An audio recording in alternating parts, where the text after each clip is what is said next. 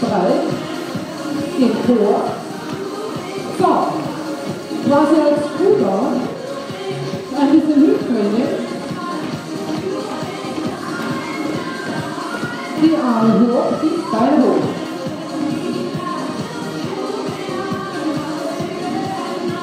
Noch 8, den ganzen Körper strecken. Noch 4. Wir verschränken die Hände. Hoch. Wir machen jetzt einige Bewegungen, wo wir die Hüftmuskulatur sehr gut trainieren. Achtung, Knie bis zum Ellbogen rauf. Wir wiederholen das. Seite, Arme hoch.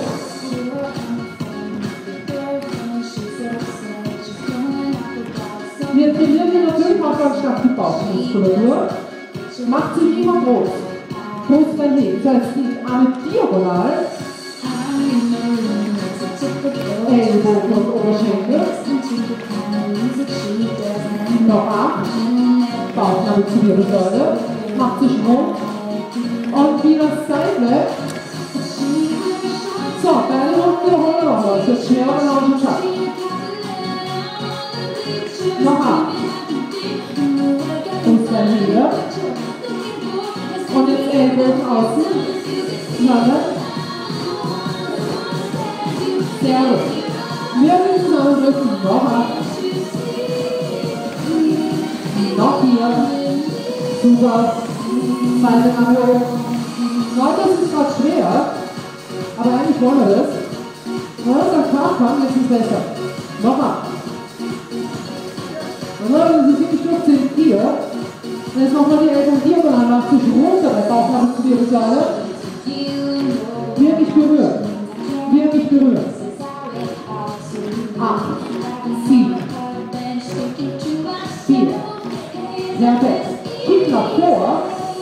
Diagonale Box. Jetzt verlagern wir rechts und links.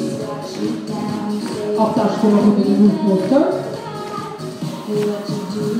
Beide Arme hoch. 8. Fester Kick nach vor. Lock, Brust nach links. 4.